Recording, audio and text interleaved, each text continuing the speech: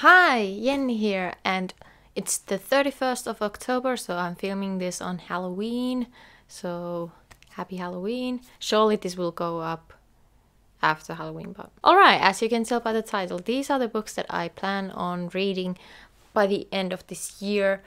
Again, I'm not a person who usually does to be read lists because I don't want any pressure in my reading. It's a hobby after all.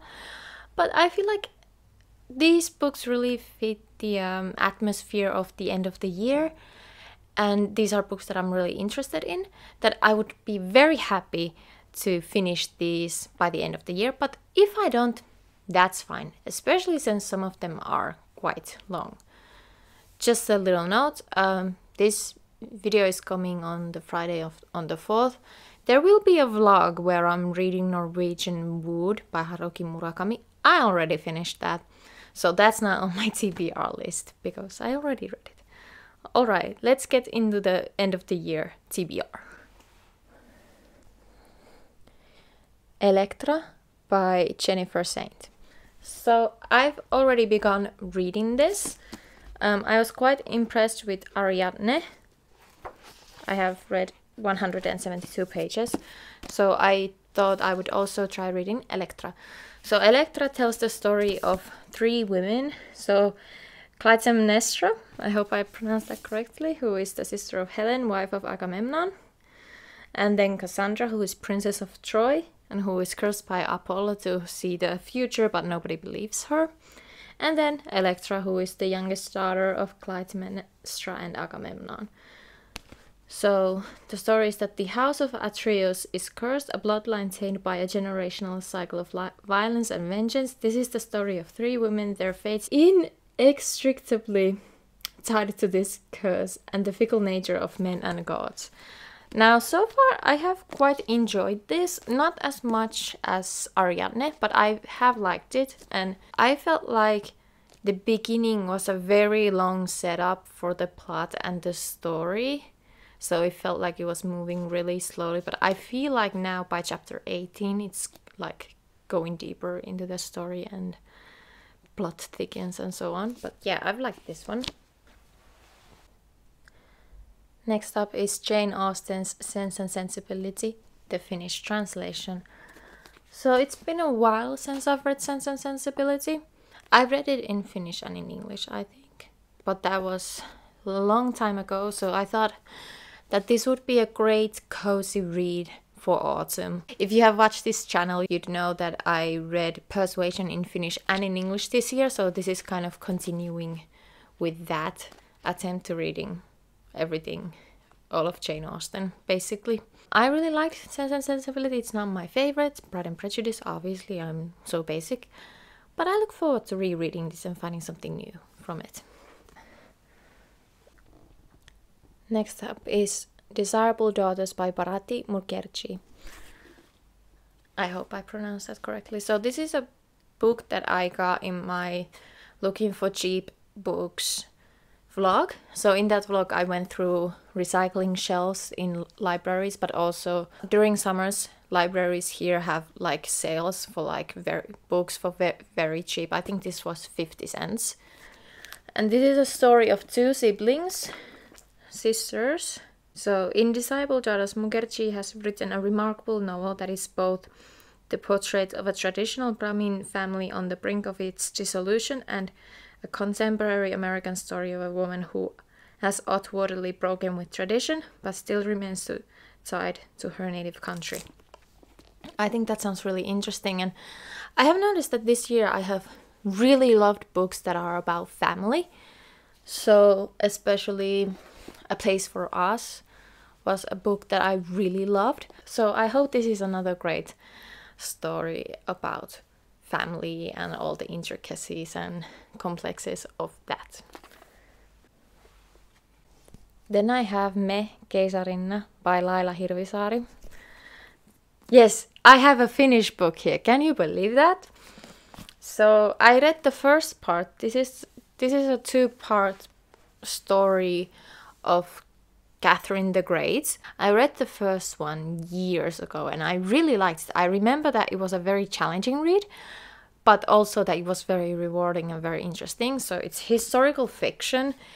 One of my favorite things to do when I'm reading historical fiction is that I search what's real and what happened and what didn't happen. I don't know if that ruins the book, but personally for me as a history nerd, I really love that. The first book was written so well that I have said that Laila Hirvisaari is my favorite Finnish author. May she rest in peace. Now, as you can see, it's quite thick. So it has 567 pages. That's gonna be a bit of a challenge, and I'm not sure if I can get through it this year, by the end of the year, but I really want to try. Then the following two are books that I plan on reading around Christmas to have a fun, light, cozy reading experience to end the year with. Last year, for Christmas time, I read The Miniaturist by Jessie Burton, and I really hated it. So these are books that are quite light-hearted, but I feel like even if I don't like them, it's still gonna be a fun reading experience. So the first one is Christmas Under the Cranberry Sky by Holly Martin. I genuinely don't know how I even got this book. It's just been in my collection, waiting, being ignored. But basically, Piper Chesterfield's life as a travel writer is glamorous. Staying in the finest hotels is the everyday for her. She calls nowhere home, and that's how she likes it. When Piper's next assignment brings her to the enchanting Stardust Lake Hotel for the festive season, it should be business as usual. And it is, until Gabe Whittaker, the man who broke her heart, checks in. But Piper isn't the only one who has been frozen in time by heartbreak. Fate has reunited them, but can a little Christmas magic keep them together? I mean, that sounds like a Lifetime movie. And honestly, I'm kind of here for it. I want something fun to read, so yes. The last one is The Little Bookshop on the Seine by Rebecca Raisin. So this is a book that my childhood best friend of 19 years got me as a Christmas present one year.